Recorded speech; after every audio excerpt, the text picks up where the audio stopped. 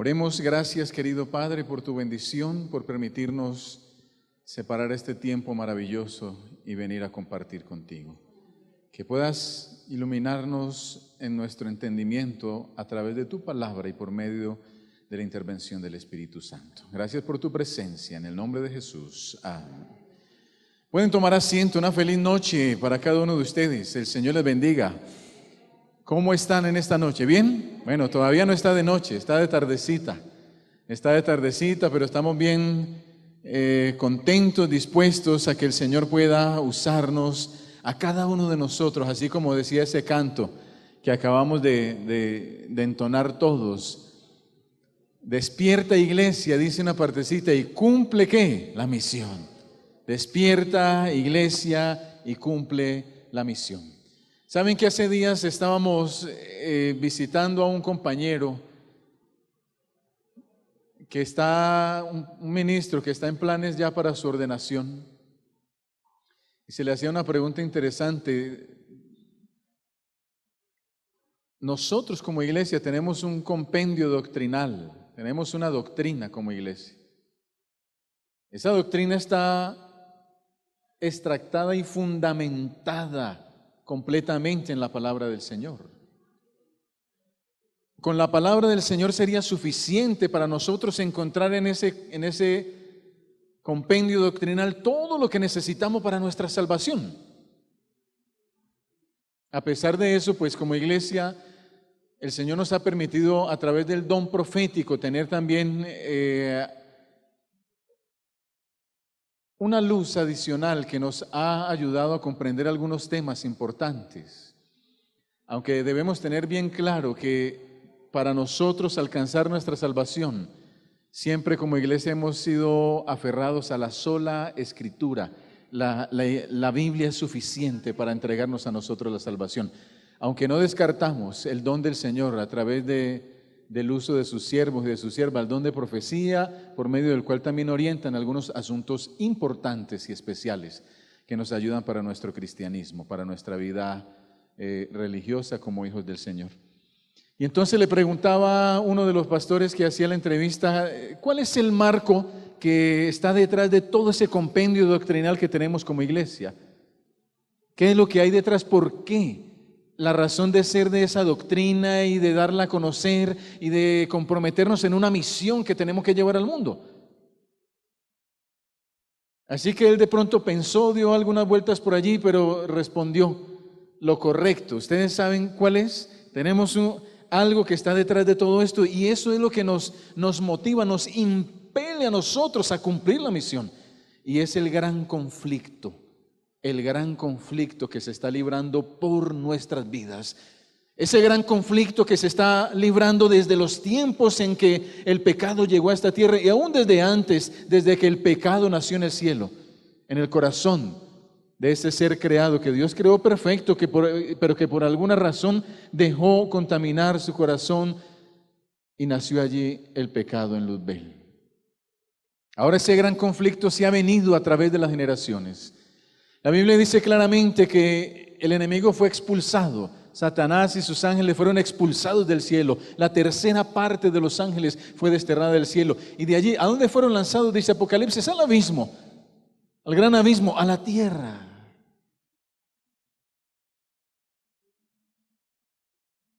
Junto a otros mundos que no le abrieron la puerta, aquí sí, y por eso hemos tenido nosotros que enfrentar esta situación. A pesar de eso, tenemos una esperanza en medio de este gran conflicto. Y no tendríamos que hablar mucho de eso, y no es el propósito del tema de esta noche, detenernos a hablar del gran conflicto. A partir de mañana ustedes van a ver que vamos a abordar algunos temas interesantes, pero hoy queremos hacer tal vez un entremés de lo que vamos a ver a lo largo de estos días. Hay una cita interesante en el libro de Romanos, capítulo 13 y versículo 11. Romanos, capítulo 13, versículo 11. Y dice aquí de manera clara, y esto conociendo el tiempo que es ya hora de levantarnos del sueño, porque ahora está más cerca de nosotros nuestra salvación que cuando creímos. Ha llegado el momento, dice allí, ha llegado el momento de levantarnos del sueño. Los que vinieron ayer en la mañana a la predicación nos dábamos cuenta de eso. De repente hemos entrado en un letargo, de repente estamos adormecidos. No sé, cada uno debería evaluar su propia vida. Ahorita cantábamos, ha llegado el momento de despertar como iglesia para cumplir ¿qué? La misión. Y aquí nos está diciendo la palabra también en Romanos 13, conociendo nosotros el tiempo. No podemos pensar que este tiempo que estamos viviendo es un tiempo en el cual nosotros deberíamos andar por allí como si nada estuviese pasando. ¿Y saben por qué? A veces uno se detiene a pensar en esto. Si vamos unos 2 milenios atrás al tiempo apostólico, los comienzos de la iglesia cristiana, la manera en que esos apóstoles, seguidores de Jesús, tomaron en sus manos la misión que les fue encomendada por el Salvador como iglesia de predicar el evangelio. Y esa gente predicaba con tanto ahínco, esa gente predicaba con tanto poder, con tanta fe. Predicaban una verdad presente porque ellos consideraban que Cristo ya vendría a cumplir la promesa. Me voy, pero vendré otra vez, regresaré. Y ellos esperaban ese segundo encuentro, ese regreso con Jesús. ¿Por qué? Porque creían que iba a suceder en su tiempo. Incluso aquellos que han estudiado el Apocalipsis se dan cuenta cómo cuando Jesús mismo, en una forma angelical, se presenta delante del discípulo amado de Juan el revelador, el que escribió el Apocalipsis, se presenta. Aquel hombre había considerado que ya Cristo estaba viniendo, había cumplido la promesa y venía para llevarlo, pero el Señor le dijo: todavía no, todavía no. Tienes que ir a cumplir una misión como iglesia. Y es ahí donde el Apocalipsis se empieza a proclamar por todo el mundo como un mensaje de amonestación, pero más que eso, un mensaje de esperanza y de misericordia para nosotros, para todas las generaciones, incluidos nosotros en este tiempo. Y cuanto más ahora que estamos viviendo en estos momentos decisivos de la historia. Porque saben, son momentos decisivos. Ellos, hace 2000 años, un poco menos, predicaban como si Cristo ya fuese a venir como iglesia. Pero ¿cuánto tiempo faltaba para que Cristo viniese? Ahora vamos un poco más en el tiempo a nuestros días. Y nuestros días, si nosotros empezamos a ver el trasfondo histórico, empezamos a ver las cosas que están sucediendo, deténgase a pensar usted: ¿será que no podríamos o tendríamos que abrir nuestros ojos para darnos a conocer de que estos tiempos verdaderamente son decisivos para la historia? Pero como iglesia tal vez no hemos comprendido la importancia del tiempo en el que vivimos. Y parece que estuviésemos predicando ese evangelio como si fuese los comienzos de la iglesia cristiana, sabiendo que Cristo todavía vendrían 2 milenios más para esperar su segunda venida, su encuentro, el encuentro de la iglesia con Él. Hermanos, tenemos que verdaderamente pensar en esto. Nuestra salvación está más cerca ahora que cuando creímos, no importa en qué momento hayamos creído. Cada día que pasa nos vemos más adentrados en los desenlaces del gran conflicto. Miren, parece que esto de la palabra se estuviese viviendo tan al pie de la letra, o es así. Miren lo que dice 2 de Timoteo en el capítulo 3. 2 de Timoteo en el capítulo 3, los primeros 5 versículos. 2 de Timoteo 3, 1 al 5. De Pablo le escribe a Timoteo y a través de él a la iglesia: también debes saber esto, que en los postreros días vendrán tiempos peligrosos.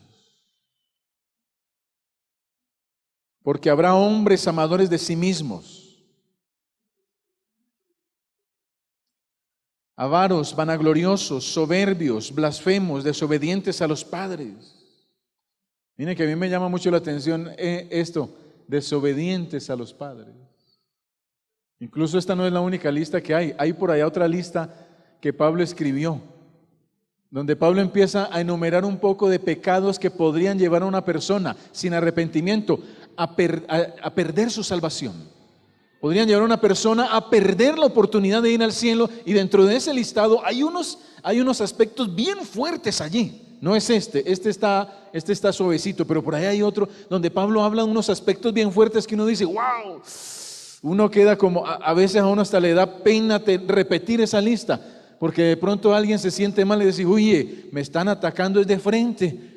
Pero en medio de esa lista por allá dice: los hijos desobedientes a los padres. Y yo digo: uy, la desobediencia de los padres para el Señor es algo serio.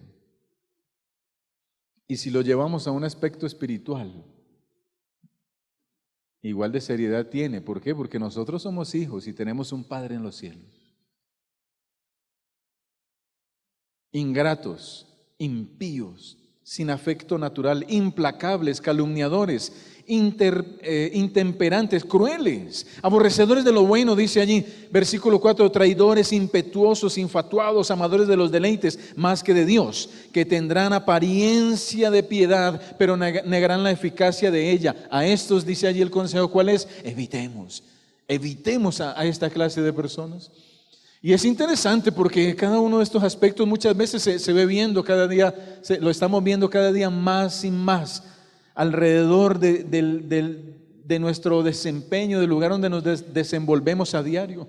Nunca el mundo fue tan rico mientras hay tantos billones de personas pobres, desamparados. La riqueza se ha ido acumulando en algunos pocos. Nunca habíamos visto nosotros tanta tecnología, pero a la vez tantos desastres naturales, tantas cosas que están pasando, tantas guerras violentas. Las señales se están cumpliendo al pie de la letra: guerra, rumores de guerras, hambre, violencia, se levantará nación contra nación. Y no es necesario ser un cristiano para observar por las noticias, en un diario, en la radio, que estas cosas están sucediendo. Sin embargo, con tantas informaciones, con tantas predicciones, con tantas situaciones, ¿cómo sabemos qué es lo que sucederá realmente en estos tiempos finales en los cuales nosotros estamos viviendo? Han aparecido muchos, inclusive en nuestro medio, hermanos. Y eso a veces es, bueno, yo no me alarmo por eso. Lo que me da tristeza es que muchas veces esas cosas que suceden, ahora vamos a leer una cita que vamos a mostrar en la pantalla. Dice allí, a veces esas cosas que suceden atrapan a los más incautos en la iglesia, a los que no están preparados, a los que no se están apercibidos, se preparan para enfrentar esas situaciones.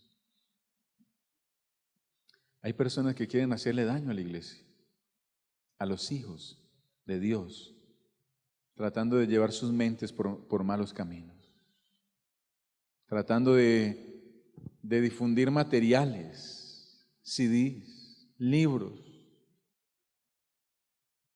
La tecnología nosotros la hemos visto como un gran beneficio, pero saben, a veces son los seguidores del enemigo los que obran maldad, los que hacen un mejor uso de la tecnología aún que nosotros mismos como iglesia, porque tienen un despliegue tan grande a través del uso de la tecnología para llevar cuanta cosa ellos inventan o tuercen de la palabra de Dios.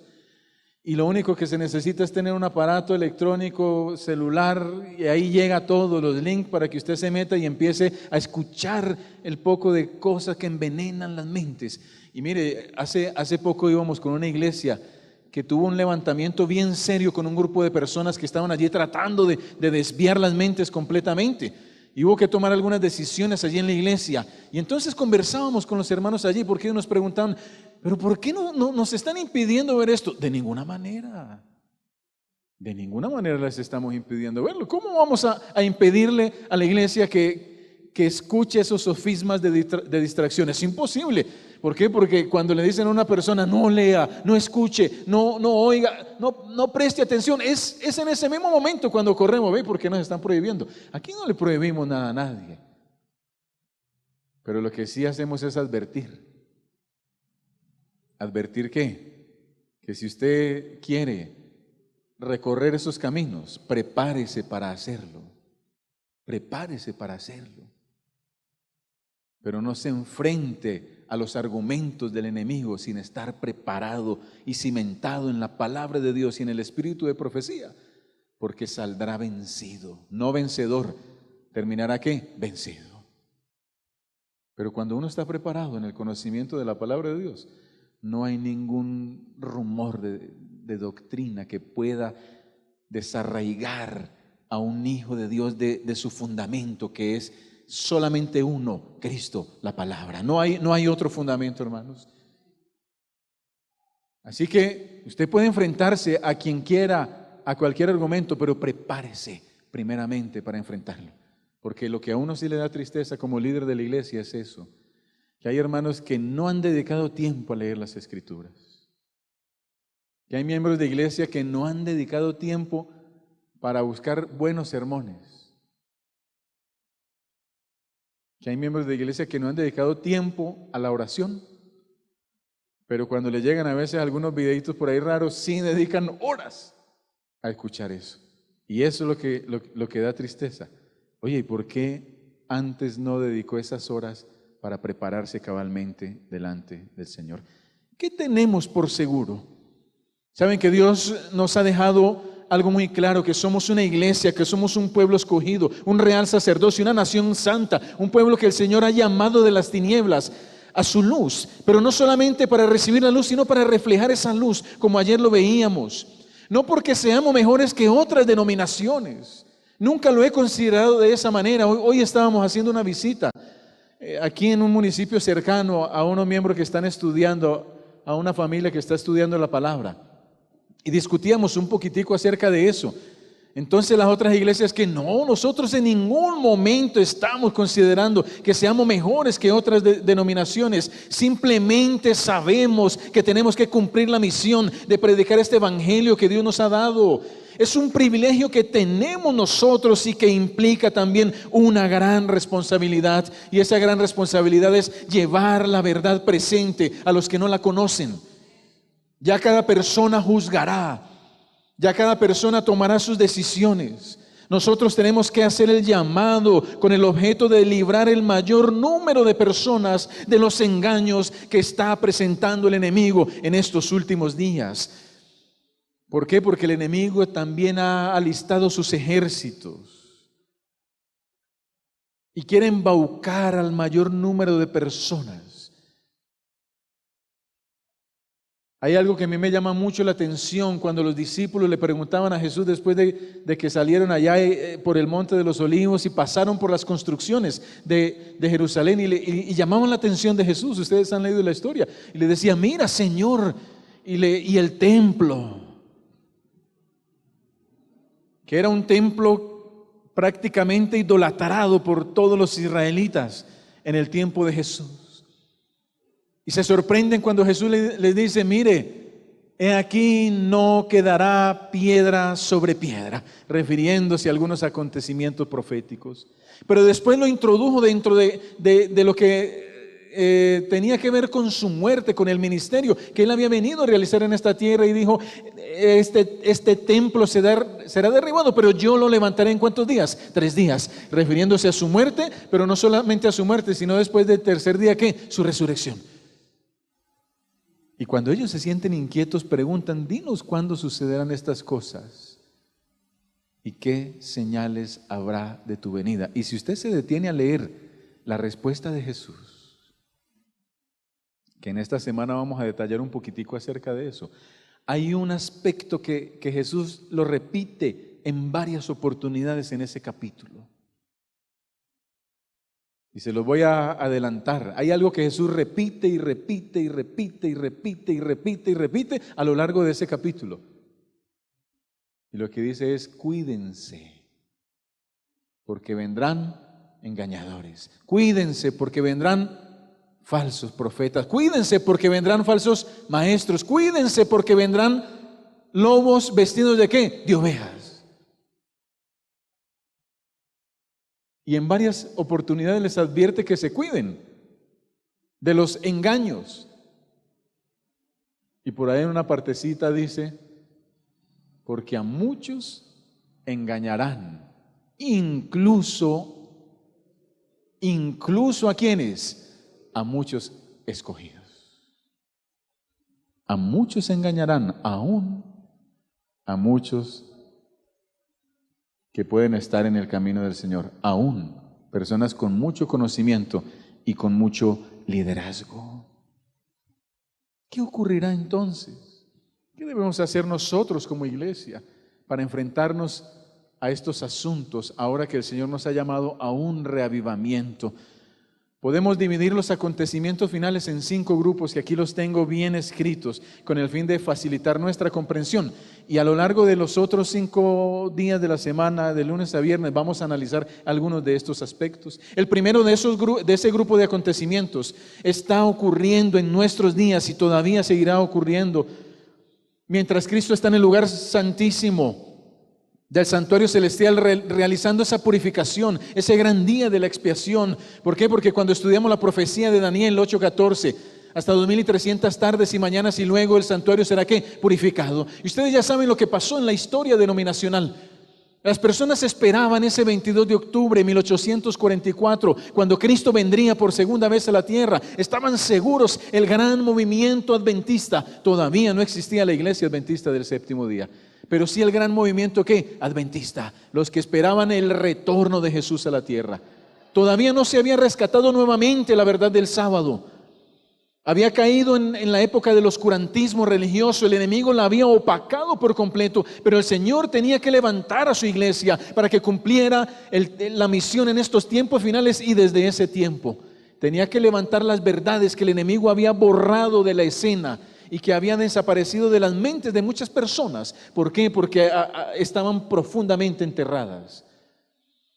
3 grupos quedaron después de ese gran chasco de 1844. ¿Ha escuchado usted hablar de esos 3 grupos? Los que creían que Cristo sí había venido en 1844, pero que había venido de manera espiritual y que ya estaba con ellos en la tierra. De ahí nacieron unas religiones que existen hasta nuestros tiempos, pero han cambiado mucho el concepto de ahorita al que tenían en sus comienzos. Y empezaron a predicar, fueron conocidos como en ese tiempo como los espiritualizadores o espiritualizantes. Todavía no vamos a mostrar las citas, vamos a quitarlas, todavía no. Gracias, Elber. Los espiritualizantes. Y ellos empezaron a predicar, es que Cristo ya vino. Y el argumento de la predicación de ellos es que hay que ser como niños para poder ir al cielo. Y curiosamente, usted lo puede leer en la historia denominacional, empezaron a usar pañal, a gatear y a tomar biberón tetero. Y decían, porque es que esto hay que aplicarlo al pie de la letra. Imagínese usted la locura que les estaba dando. Un segundo grupo, los que creían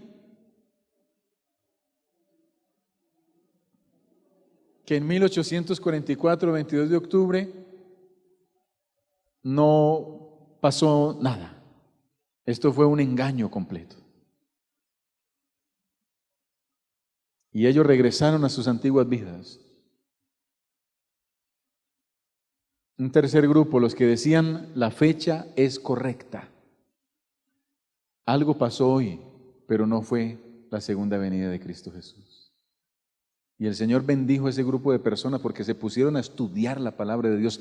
¿Y saben cómo es que Dios trae las grandes verdades a la iglesia? Y no solamente a la iglesia, sino a nuestras mentes, a través del estudio de la palabra. Es la única manera. Cuando usted toma su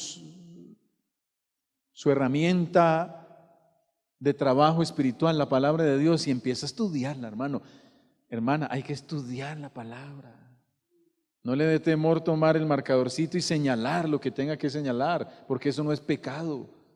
Necesitamos conocer nuestras Biblias, necesitamos subrayar en ellas, necesitamos anotar algunas referencias, necesitamos andar con nuestras Biblias. ¿Para qué? Para poder defender la palabra del Señor cuando sea necesario defenderla, y más en estos tiempos tan decisivos de la historia en los cuales nos tocó a nosotros vivir. Porque es que con simplemente escuchar no estamos capacitados para defender. Se necesita escudriñar, se necesita estudiar con profundidad. Y por eso en nuestros días estamos viviendo una serie de acontecimientos. Gracias a Dios levantó ese grupo a través del escudriñamiento de la palabra, hasta que ellos encontraron qué era lo que había sucedido. Cristo pasó del lugar santo al santísimo. a celebrar ese gran día de la expiación o Yom Kippur espiritual, y estamos en tiempo de expiación, y Cristo algún día saldrá del lugar santísimo cuando se acabe la gracia. Consumado es. El que es justo siga siendo justo, el impío siga en su impiedad, y vendrá, dice el Apocalipsis, como Rey de Reyes y ¿qué? Señor de señores, a dar a cada uno conforme sean sus obras. Y ya no podemos tener tiempo de más, o somos o no somos. Pero aquellos que estemos esperando, no, es que voy a esperar hasta que llegue ese momento. De pronto llega el momento y nos quedamos por fuera. ¿Qué sucederá en ese primer grupo de acontecimientos? El reavivamiento y reforma de la iglesia. Eso tiene que suceder en este tiempo, y por eso estamos predicando eso, la importancia de un reavivamiento espiritual que comienza ¿en dónde? ¿En dónde comienza el reavivamiento espiritual de la iglesia? ¿Comienza con quién? Conmigo. Conmigo comienza el reavivamiento espiritual de la iglesia. La iglesia no se va a reavivar así porque sí. Cada uno tiene que decir, yo tengo que ser reavivado espiritualmente. Y si cada uno de nosotros es reavivado espiritualmente, lo demás vendrá. ¿Qué más sucederá? El sellamiento, que vamos a verlo en esta semana. La lluvia tardía, la predicación del evangelio a todo el mundo tiene que suceder. El evangelio tiene que ser predicado a través de lo que conocimos como el fuerte clamor, el derramamiento del falso Espíritu Santo en las iglesias que componen la falsa doctrina, o espiritualmente llamada Babilonia. Un falso derramamiento del Espíritu Santo allá, mientras en el pueblo de Dios se derrama la lluvia tardía, que es ese Espíritu Santo que preparará la iglesia para la gran predicación final. El zarandeo, el pequeño tiempo de angustia o tiempo de angustia previo, la imagen de la bestia junto a la marca de la bestia, leyes dominicales, la persecución, el decreto de muerte. Todas esas cosas sucederán en nuestros tiempos, antes de que Cristo venga por segunda vez a esta tierra. Y yo pregunto lo siguiente, ¿se necesitará? Mire, si nosotros empezamos a mirar cuántas de estas cosas han sucedido, ya vienen sucediendo algunas y faltan otras. Pero lo que yo pregunto es, ¿se necesitará mucho tiempo para que suceda lo que hace falta? ¿Se necesitará mucho tiempo? ¿Años? ¿Meses? ¿Saben? Estos acontecimientos prácticamente sucederán de manera aleatoria y a la vez. Y se necesitarán algunas semanas simplemente, porque el Señor no dejará sufrir una angustia tan extrema a su pueblo. ¿Por qué? Porque Él tiene misericordia de nosotros. Hay un segundo grupo de acontecimientos que tendrá lugar alrededor de la finalización del tiempo de gracia.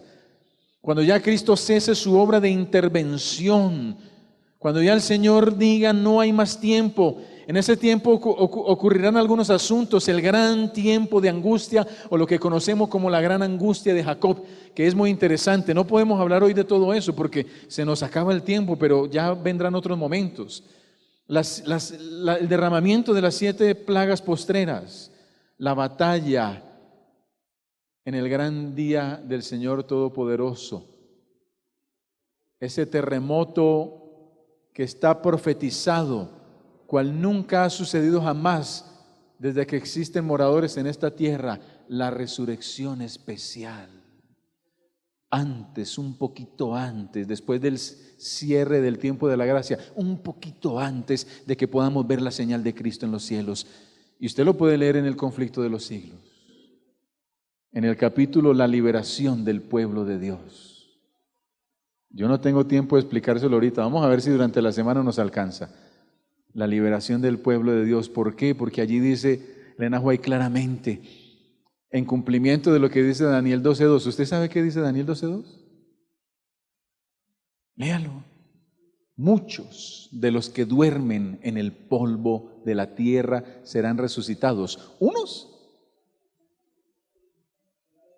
para vida eterna y otros para vergüenza y confusión, ¿qué? Perpetua. Y la pregunta que nos hemos hecho los estudiosos de la Biblia es, ¿cómo es esto?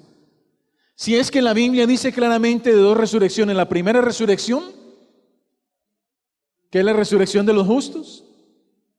Pablo mismo lo dice en Tesalonicenses, porque el Señor mismo vendrá con voz de arcángel, con voz de mando, con trompeta de Dios, descenderá del cielo. Los muertos en Cristo, ¿qué? Resucitarán primero. Y luego nosotros, los que estemos con vida, dice Él, seremos arrebatados juntamente con ellos e iremos al cielo. La resurrección de los muertos, pero que murieron en Cristo, junto a los vivos, que se prepararon para ese encuentro con Jesús, serán arrebatados. Es la primera resurrección de vivos. Y después por ahí el Apocalipsis nos dice, después de los 1000 años, cuando descienda la nueva Jerusalén, cuando los juicios de Dios ya han sido verificados, resucitarán ¿quiénes? Los impíos. La resurrección segunda es la resurrección de los impíos. ¿Y por qué Daniel nos dice de una resurrección de ambos? Resurrección de justos y resurrección de impíos. Eso fue confusión para algunos por mucho tiempo. Pero cuando uno lee el conflicto de los siglos, y cuando dice la señora White que todos los que durmieron en la fe del mensaje del tercer ángel serán resucitados previa a la segunda venida de Cristo Jesús. ¿Por qué? Porque Cristo les dio una promesa, y es que le verán venir en gloria. Y esa es una promesa maravillosa. Cuando usted estudia los eventos de la primera resurrección, y bueno, vuelvo a decirle, no hay tiempo para explicar todo al pie de la letra, pero esto es para que usted despierte el interés y se ponga a estudiar la palabra.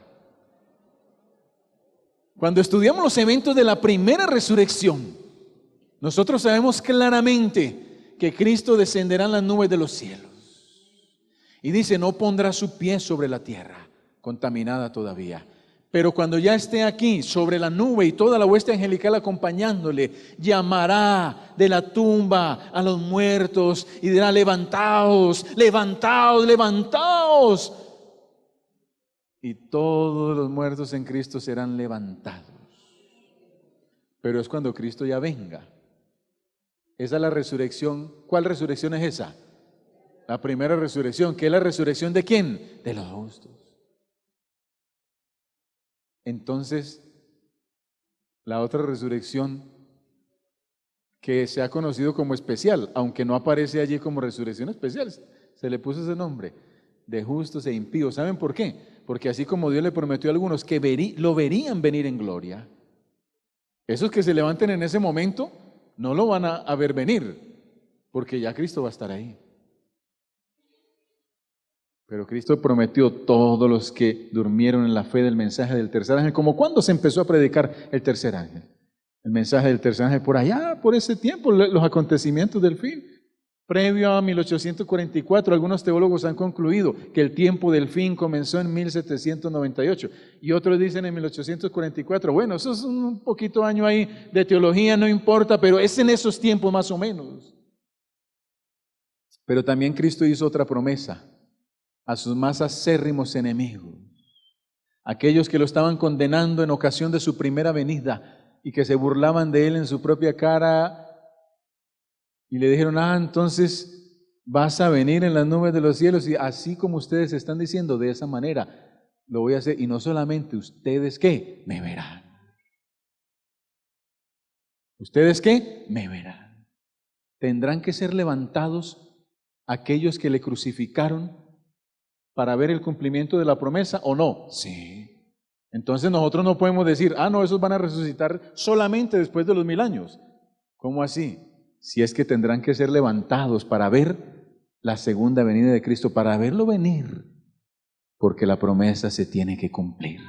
Entonces, cuando uno empieza a ver todo este asunto, ¿cómo lo desenredamos? Para eso el Señor nos dejó el espíritu de profecía, para desenredar algunas cositas. Aunque con la Biblia lo podemos hacer, Daniel 12:2. Porque Daniel 12:2 lo dice, muchos de los que duermen, no todos, serán levantados, unos para salvación y otros para vergüenza y confusión perpetua. Esa no es la primera resurrección. Esa tampoco es la segunda resurrección. Es otra resurrección. ¿Es bíblica o no es bíblica? Claro que es bíblica. Sino que estaba ahí como que no percibíamos qué es lo que dice allí. Gracias a Dios, porque nos ha dejado otra luz para comprender estos asuntos. Y si usted se lee ese capítulo del conflicto de los siglos, la liberación del pueblo de Dios, se llama el capítulo, no recuerdo cuál es, 60 y algo. La liberación del pueblo de Dios se llama el capítulo del conflicto de los siglos, pero léaselo con lupa. Léaselo con lupa, no se lo lea así a la carrera. Léaselo con lupa y con un lapicerito en la mano y subraye. No le dé pesar subrayar el libro. Algunos dicen, no, ¿yo cómo voy a rayar el librito? Hay que dejarlo ahí intacto para la posteridad, como si fuera una reliquia. No, los libros hay que subrayarlos, hermanos, porque de esa manera uno aprende y cuando usted necesite buscar, usted va y abre su libro y usted sabe dónde puede buscar. Hay que estudiarlos. ¿Y cómo se conoce a alguien que es bien estudioso? Pues de ver los garabatos que tiene ahí escritos. De esa manera es que se aprende. Un tercer grupo de acontecimientos ocurrirá a partir de la segunda venida de Cristo Jesús, que es la primera resurrección, que ya les hablé hace un momento de ella, la transformación y el traslado de los salvos, la destrucción de los perdidos, el inicio del milenio. Qué maravilla cuando nosotros leemos que los que son levantados en esa primera resurrección son levantados disfrutando de ese mismo momento de la lozanía, de la eterna juventud. ¿Cómo será eso? Serán levantados sin imperfecciones. Aquellos que fueron a la tumba salvos, pero que fueron con imperfecciones en su cuerpo, les faltaba alguna extremidad, no podían caminar desde ese momento, son levantados ya sin imperfecciones, disfrutando de la lozanía de la eterna juventud. Lo dice el Conflicto de los Siglos. Léanlo. Y después dice que serán trasladados al cielo y cuando vayamos otra vez allá a la Nueva Jerusalén, cuando tengamos la oportunidad de comer del fruto del árbol de la vida que le fue retirado a la humanidad cuando pecó, cuando tengamos la oportunidad de comer de ese fruto, nuestros cuerpos irán creciendo, creciendo, creciendo hasta llegar a la estatura de la perfección de Dios para su creación, los seres humanos. ¿No le parece a usted maravilloso eso? Eso no se puede describir, uno no se lo puede imaginar. La única manera que podemos hacer para disfrutarlo es preparándonos para ir allá, hermanos. Tenemos que prepararnos para ir allá. Hay un cuarto grupo de acontecimientos que ocurrirá a partir del inicio del milenio, es decir, cuando ya todos los salvos vayamos en las nubes de los cielos. Satanás quedará prisionero, lo dice Apocalipsis. Una cadena de circunstancias le será impedida la salida de esta tierra. Usted imagínese a Satanás prisionero en esta tierra junto a todos los demonios. Los muertos están muertos. Los que se salvaron vivos en el cielo, los muertos, muertos. Los únicos vivos en esta tierra, Satanás y sus demonios. Y no se puede ir para ningún otro lado. ¿No se imagina usted cómo pasará Satanás 1000 años aquí en esta tierra prisionero? Pensando en toda la maldad que hizo y que después de 1000 años vendrá Cristo para ejecutar sus juicios sobre él y todo el pecado que sembró en esta tierra.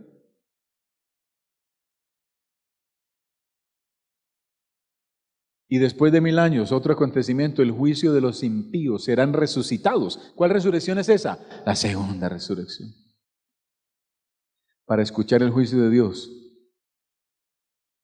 Y a través del fuego consumidor, exterminará por completo Dios, erradicará por completo Dios el pecado de esta tierra. Y como dice Malaquías, no quedará ni raíz ni qué, ni rama. Hay un quinto grupo de acontecimientos que ocurrirá al final del milenio cuando Jesús regrese. La santa ciudad, la nueva Jerusalén, descenderá del cielo. Los impíos resucitarán, lo decíamos ahorita. Incitados por Satanás, intentarán conquistar la santa ciudad.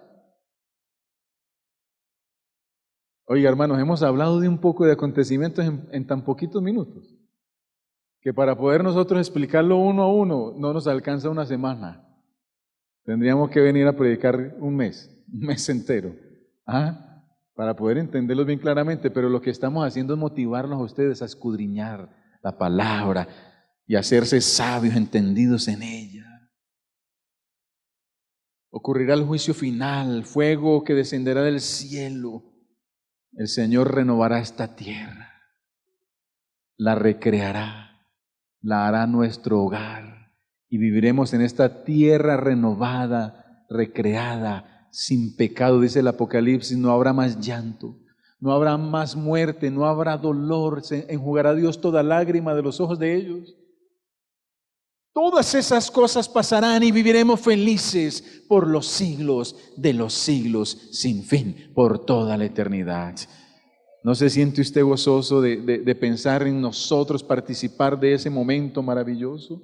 No perdamos de vista entonces el objeto de esta semana que estamos teniendo. Es una semana número 1 de reavivamiento espiritual.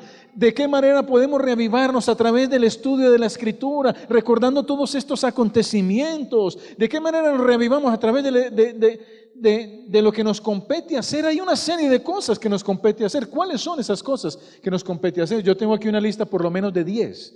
A ver cuánto tiempo me queda. El tiempo corre. Yo quisiera hablar y hablar. Por lo menos 10 tenemos. En primer lugar, lo veíamos ayer, buscar a Dios al despertar en la primera hora de la mañana. Es lo primero que nosotros tenemos que hacer a través de la oración, del estudio de la palabra.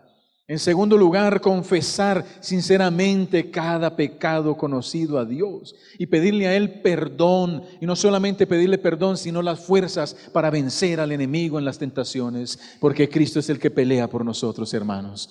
En tercer lugar, invitar a la familia cada día a buscar a Dios juntos. La importancia del culto familiar. Hay familias que no se están reuniendo cada día para hacer el culto familiar. Estamos perdiendo la oportunidad de los hijos. Miren, los jóvenes se están yendo de la iglesia. Qué bueno tener la oportunidad de hablar de las estadísticas. A mí también me corresponde trabajar con jóvenes y tengo una serie de estadísticas que ha hecho la iglesia alrededor del mundo. Rapidito se las digo, los jóvenes se están yendo de la iglesia. Pero lo más interesante es que la mayor parte de los jóvenes que se están yendo de la iglesia son jóvenes que crecieron en la iglesia. ¿Cómo ve usted eso? Y los jóvenes que se están quedando en la iglesia es porque conocieron el Evangelio hace algunos años, pero la mayor parte de los que se están yendo crecieron desde niños en la iglesia. Y ahora nos surge una pregunta, ¿cómo es esto? Si tienen una doctrina tan clara en su mente, crecieron en hogares adventistas, ¿por qué cuando llegan a la juventud se van? No se sienten incluidos en la iglesia. Pero a veces nosotros le echamos la culpa solamente a la iglesia. Y hay algo más que debemos tener en cuenta, y es que muchos de esos jóvenes no fueron atendidos en sus hogares, no se les invitó a hacer el culto familiar, no se les enseñó a depender de Dios, no se les enseñó a tener una vida devocional. Yo no los conozco a ustedes, yo nunca he ido a sus casas, solamente donde me invitaron a almorzar el sábado, y un ratico, es decir, que tampoco conozco qué pasa allá. A ninguno de ustedes. Pero saben una cosa, yo me sorprendo a veces cuando he pasado algunos días, semanitas, 2 en casa de algunos hermanos. Y me doy cuenta que hay jovencitos ya de 10, 11, 12 años que crecieron desde bebés en la iglesia, en hogares adventistas. Y no aprendieron a tener una relación con Dios. ¿Desde qué edad un niño debería hacer el culto personal solito? Díganme ustedes. Sin que el papá o la mamá le esté ayudando, ¿desde qué edad debería un niño aprender a hacer su culto personal? Solito. ¿Qué significa hacer su culto personal? Que el niño se levante y lo primero que siente necesidad de hacer es ¿qué? Orar, y que el niño se arrodille a orar ahí en su camita y ore. Y después de orar, así sea una oración cortica. Ya con el paso del tiempo, aprenderá, después de orar, abra su Biblia y se lea su capitulito. Y tome su matutinita o la lección y se estudie la hojita de ese día y vuelva a orar. ¿Desde qué edad cree usted que eso debería pasar en un niño que crece en la iglesia? Estoy hablando de los niños que ¿qué? Que crecen en la iglesia. ¿Desde qué edad cree usted que debería pasar eso? 5 dicen por aquí. 10 dicen por allí. ¿Saben? Ajá. ¿Saben cuál es la edad propicia para eso? Cuando, según lo que nosotros nos ha enseñado el Señor, ha formado su carácter. ¿Cuándo el niño forma su carácter? A los 7 años. A los 7 años.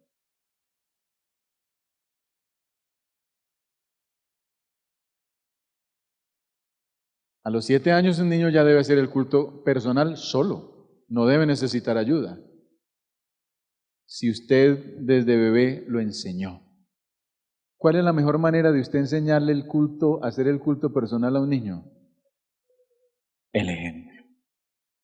Y por eso yo muchas veces le he preguntado a padres que vienen a lamentarse que sus hijos están bien mal espiritualmente. Y, hermana, usted le dio ejemplo a su hijo de hacer el culto personal. ¿Cuántas veces su niño la vio o lo vio arrodillado temprano en la mañana orando a Dios? ¿Cuántas veces su hijo de repente se levantó al baño y vio que su papá, su mamá estaban ahí arrodillados temprano por la mañana?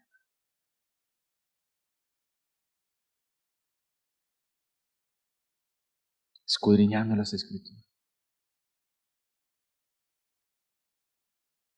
¿Significa eso que el niño no hace culto personal antes de los 7 años? Sí lo hace. Pero ¿quién es el que le hace el culto personal a esos niños antes de los 7 años? O el papá o la mamá, alguno de los dos. Porque es que el culto personal no es el culto familiar. Entonces uno como padre tiene la responsabilidad, o la mamá o el papá, apenas se levanta el niño, así sea un bebé, orar, estudiar la Biblia, cantar y volver a orar. Y cuando ya tuvo 3, 4 añitos, comprarle su leccioncita, orar, estudiar la Biblia, cantar y otra vez orar. Y cuando tuvo 5 años que ya leyó, uno mismo lo va orientando. Vamos a hacerlo. A ver, lea usted. Va a orar usted. Así ore sencillito, yo lo acompaño. Cuando tuvo los 6 años, allí estoy con él. Cuando tuvo los 7 años, bueno, mijito, ahora tú lo vas a hacer solo.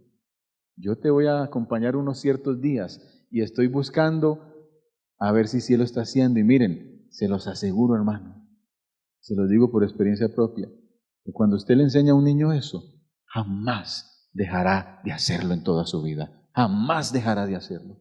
Porque se convertirá en algo vital para él. ¿Qué es algo vital? Que sin eso no puede, ¿qué? Vivir. Sin eso no puede vivir. Jamás dejará de hacerlo. Aunque se vaya de la iglesia, sentirá la necesidad de levantarse a orar y a escudriñar la Biblia, y algún día regresará. Entonces siempre le echamos la culpa a la iglesia, pero a veces nosotros como padres tenemos mucha culpa. Y el culto familiar, que no puede faltar, que es otro culto, cortico, de 5 minutos, 6, 7 minuticos, donde nos reunimos toda la familia para cantar, orar y leer algo. No lo hagamos tedioso, porque a veces agarramos aquí el culto familiar y media hora de cátedra bíblica. ¿Qué niño le va a gustar eso? Algo sencillito. Nosotros con mi hija, en el momento, ¿sabe qué hacemos con mi hija? Tiene 13 años. Y ella hace su culto todos los días. Ya hace muchos años yo no necesito decirle, haga el culto. Lo que yo sí le digo es, hijita, porque leemos el mismo capítulo diariamente. Yo lo leo, mi esposa lo lee y la niña lo lee. Y cuando estamos en la hora del desayuno, yo le pregunto, oye, ¿cómo te pareció el capítulo de hoy? Me gustó tal cosa, uy, tal otra. Yo le hago preguntitas por allí y entonces me doy cuenta que sí, lo hizo. Pero antes de irse al colegio, vamos a hacer el culto familiar. ¿Y saben qué hacemos nosotros? Un librito del Espíritu de Profecía. Estamos leyendo Mente, Carácter y Personalidad en este momento, porque los párrafos son pequeñitos. Vamos a leer Mente, Carácter y Personalidad. Y entonces alguien que yo le conté un día eso dijo, ¿y cuándo van a acabar ese libro leyéndose un párrafo diario? Eso no lo van a acabar nunca. Ah, eso a mí no me preocupa. ¿Acaso el afán mío es acabar el libro? El afán mío es que el parrafito, que son 4 o 5 renglones, lo entendamos y lo pongamos en práctica en nuestras vidas. ¿Cuánto se demora usted cantando un himno, leyendo un párrafo de 5 renglones o 6 y haciendo una oración de rodillas? ¿Cuánto se demora uno haciendo eso? 5, 6, 7 minuticos. Pero no dejemos de hacerlo, hermano. Se me fue el tiempo. ¿En cuál voy? Cuarto, reconciliarnos en las relaciones con nuestra familia. ¿Cuánta necesidad tenemos en la iglesia de reconciliarnos? ¿Por qué? Porque las familias estamos en disputa los unos contra los otros. Hay rencor, hay odio contra nuestros seres queridos. No podemos seguir viviendo de esa manera. Necesitamos reconciliarnos, sacar los sentimientos nocivos de nuestro corazón, porque de esa manera no podemos ir al cielo, hermanos, cuando tenemos rencillas con nuestros seres queridos. Es el momento de reconciliarnos. En quinto lugar, lo mismo debemos hacer con los amigos, con nuestros compañeros de trabajo, con quienes nos relacionamos, con nuestra iglesia. Yo no sé en esta iglesia si conozcan ustedes algún hermano que no puede ver a otro, que lo ve, el uno se sienta allá en esa esquina y el otro por allá porque no quieren estar cerquita. No podemos vivir de esa manera, necesitamos reconciliarnos como hermanos. En sexto lugar, hoy mismo hacer un proyecto misionero, empezar a dar estudios bíblicos. No podemos vivir sin hacer la obra misionera, sin la testificación. Lo dice claramente el don de profecía: o seréis misioneros o no seréis ¿qué? Nada. O seréis misioneros o no seréis nada. Y eso no significa que tenemos que ir a predicar o venir aquí a predicar. Es que yo no soy bueno para esto, pero de pronto sí es bueno para otra cosa. Miremos de qué manera podemos servirle al Señor como misioneros, porque o seremos misioneros o no seremos nada. En séptimo lugar, pedirle a Dios que nos dé fuerzas para dejar de criticar y de señalar tanto en la iglesia. ¿Por qué? Porque a veces parecemos que andamos haciéndole mordiscos a todo el mundo acá, y somos felices haciendo eso cuando dicen: mira primero la viga que hay en tu ojo antes de mirar la paja que hay en la vida de tu prójimo. Y saben que el enemigo nos quiere meter aquí a señalarnos, a criticarnos, a chismosearnos y a perder el tiempo para distraernos del trabajo que nos compete hacer. A Dios es al que le pertenece el juicio. ¿Qué es lo que nos pertenece a nosotros? Predicar y testificar, hermanos. Eso es lo que nos compete a nosotros. El problema es que muchos quieren dejarle la predicación a Dios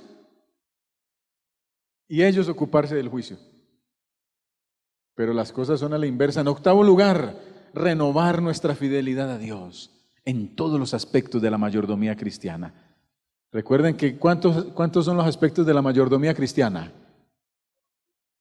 Por ahí dicen 4. Ustedes saben que ya la iglesia tomó un voto que son 5. La mayordomía del tesoro. ¿Cuál es la mayordomía del tesoro? Todas las finanzas. La fidelidad de nuestros diezmos, la fidelidad de nuestras ofrendas. Diezmos son diezmos y ofrendas son ofrendas. No confunda los diezmos con ofrenda, ni la ofrenda con diezmos. La fidelidad del templo, que es ¿qué? Mi cuerpo. Somos templo de Dios y morada del Espíritu Santo. La fidelidad del tiempo. Nuestro tiempo le pertenece ¿a quién? A Dios. La fidelidad de los talentos, bueno, y le pertenece a Dios y debemos darle a Dios el tiempo que le corresponde, y Él nos da otro tiempo para nosotros, un tiempo diario y un tiempo semanal.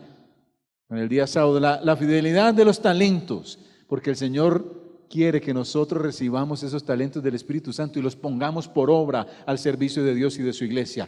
Y el quinto aspecto de la mayordomía es la mayordomía del ambiente y recursos naturales, hermanos. ¿Por qué? Porque es que tenemos que cuidar esta tierra que el Señor ha creado. Y hace un tiempo la iglesia tomó la decisión de que nosotros tenemos que convertirnos en precursores del cuidado de los recursos naturales, porque necesitamos cuidar la creación de Dios, hermanos. ¿Tenemos que ser mayordomos con esta creación de Dios o no? Sí, tenemos que ser mayordomos con esta creación de Dios. En noveno lugar, debemos santificar el sábado de la manera en que el Señor quiere que lo santifiquemos. ¿Saben por qué? Porque es que algunos piensan que el sábado es simplemente no trabajar y venir a la iglesia. Pero yo podría predicarles por lo menos 1 hora completica, hablándoles de qué manera podemos correr el riesgo de no santificar el día de Dios. Hay algo que siempre me ha llamado mucho la atención y dice la señora Joy: cuidad los extremos del sábado. Y algunos piensan, los extremistas, ¿saben a qué se refiere ella? Al comienzo del sábado y a la terminación del sábado. Porque a veces venimos aquí bien juiciosos a la iglesia el sábado en la mañana, pero ¿qué del viernes al atardecer? ¿Y qué del sábado al atardecer? Y muchas otras cosas que no hay tiempo de hablar ahorita. Y finalmente, renovemos nuestra fidelidad a la iglesia de Dios, la iglesia adventista del séptimo día. Una columna, un baluarte de la verdad presente, no solamente asistiendo y participando, sino defendiendo la iglesia y defendiendo su doctrina. Hoy en día se predican también reformas. ¿Creen ustedes que puede haber una falsa reforma? Y ya vamos a listar las citas. ¿Creen ustedes que puede haber una falsa reforma o no? Claro que puede haber una falsa reforma, sí. Porque frente a toda acción divina siempre hay una reacción del enemigo. El enemigo está tratando de hacer su obra. Elena White nos advirtió acerca de lo que haría Satanás. En cada despertamiento religioso, hablando del enemigo, está listo para introducir a aquellos cuyos corazones no están santificados. Óigalo bien. Estamos luchando porque la iglesia tenga un despertar espiritual, ¿cierto que sí? Y mientras el Señor hace su obra, miren, el enemigo hace la suya. Está luchando el enemigo por introducir a aquellos cuyos corazones no están santificados y cuyos espíritus no están equilibrados cuando estos han aceptado algunos puntos de la verdad y han conseguido formar parte del número de los creyentes. Él influye por conducto de ellos para introducir teorías que engañarán ¿a quiénes? A los incautos. ¿Está sucediendo eso hoy en día en la iglesia? Ayer nomás había aquí uno. Y a la salida repartiendo libros.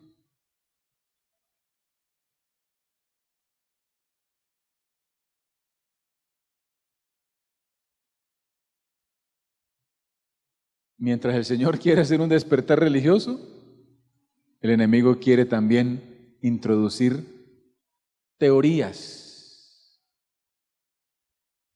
Una segunda cita, esa anterior estaba en el Conflicto de los Siglos, página 446.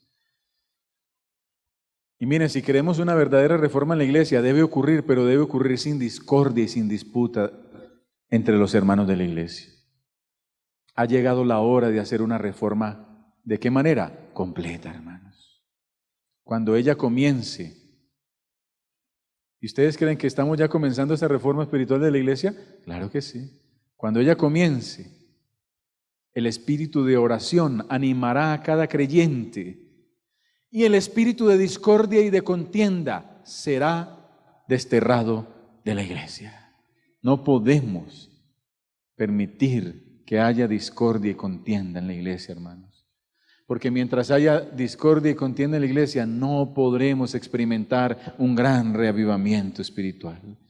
Y esta última cita que quiero compartirles. Por débil e imperfecta que parezca. Y saben que con esta cita hay muchos que dicen que la iglesia es imperfecta. Hermano, la iglesia es imperfecta. Bueno, nosotros somos la iglesia, ¿cierto? No estamos hablando de la doctrina. ¿Quiénes son la iglesia? Nosotros. ¿La iglesia es imperfecta? ¿Nosotros somos imperfectos que somos la iglesia? Sí. ¿Cometemos errores? ¿La organización ha cometido errores? Sí. Por débil e imperfecta que parezca, la iglesia es el objeto al cual Dios dedica en un sentido especial su suprema ¿qué? Consideración. Es el escenario de su gracia en el cual se deleita en revelar su poder. ¿Para qué? Para transformar los corazones. Lo que el Señor quiere es transformar nuestros corazones. Tengo una más aquí que no se la pasé a Helber y está en el deseo de toda la gente, es página 361. Siempre que el mensaje de la verdad llega a las almas con poder especial, Satanás excita a sus agentes para que provoquen alguna disputa referente a alguna cuestión de menor importancia. Así trata de distraer la atención de lo que realmente importa. ¿Ya ven que el enemigo está haciendo su obra aquí en esta congregación, hermanos? Y en cualquier otra en esta tierra. Pero debemos reafirmar nuestras vidas en Cristo. Debemos cimentarnos en la roca eterna. Debemos escudriñar la palabra. Debemos permitirle a Dios que haga una obra en nosotros. Y les recuerdo el texto con el que iniciamos, Romanos 13:11. Y esto conociendo el tiempo, que es ya hora de levantarnos del sueño, porque ahora está más cerca de nosotros nuestra salvación que cuando creímos. ¿Quién de ustedes está dispuesto a hacer un cambio en su vida? ¿Quién de ustedes está dispuesto a permitirle que el Señor le transforme a través de la obra del Espíritu Santo? ¿Quién de ustedes está dispuesto a buscar a Dios en primer lugar cada día, temprano al amanecer, y continuar al lado de Dios durante todo el día? ¿Quién está dispuesto a tener esta experiencia personal con Dios a partir de este momento? Yo también estoy dispuesto, querido hermano. Y la mejor manera que podemos hacer es disponiendo nuestras vidas también en oración a Dios. Así que quiero invitarles a doblar nuestras rodillas. Vamos a doblar nuestras rodillas y después vamos a cantar el himno tema. Ven y volvamos a Jehová y pidamos la bendición del cielo. Querido Padre, gracias Señor por darnos tu bendición.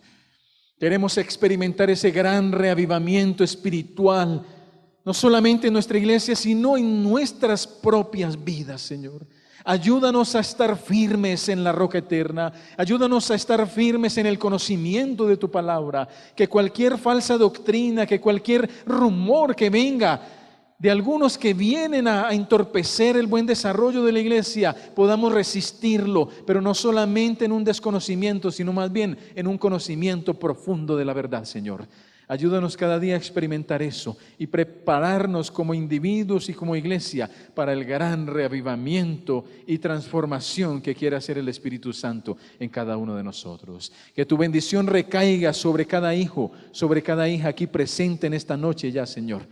Y que al levantarnos y regresar a casa podamos hacerlo con poder, con el poder del Espíritu Santo en nuestras vidas.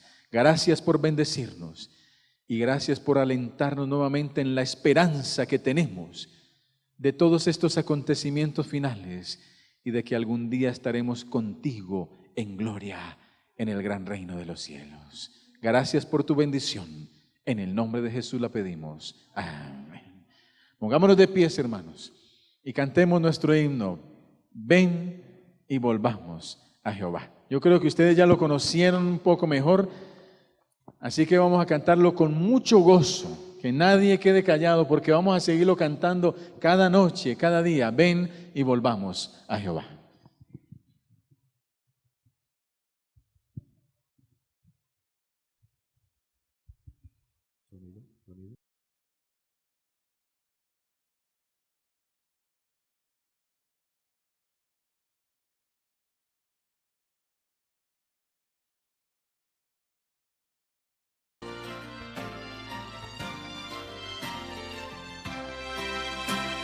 Que nadie quede callado, cantemos.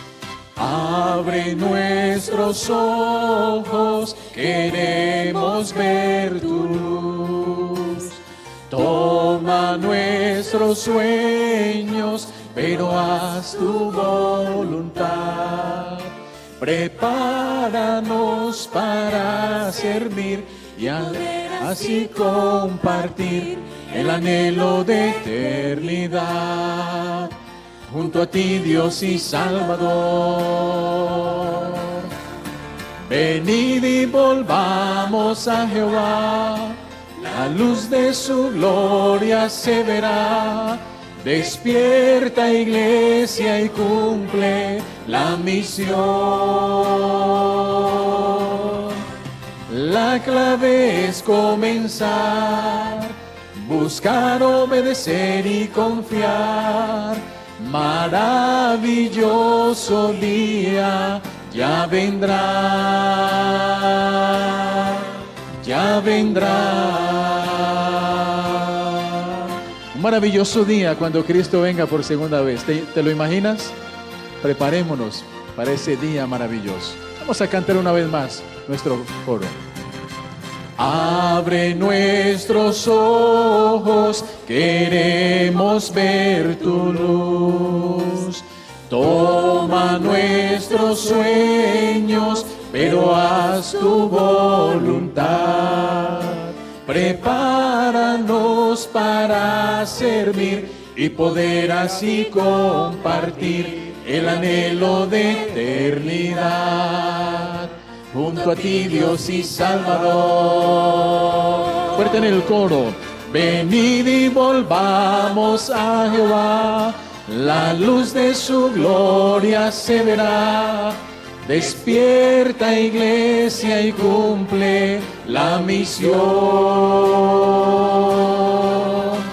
La clave es comenzar, buscar, obedecer y confiar. Maravilloso día ya vendrá. Maravilloso día ya vendrá. Venid y volvamos a Jehová, la luz de su gloria se verá. Despierta, iglesia, y cumple la misión. La clave es comenzar, buscar, obedecer y confiar. Maravilloso día ya vendrá. Maravilloso día ya vendrá. Venid y volvamos a Jehová. Venid y volvamos a Jehová. Venid y volvamos a Jehová.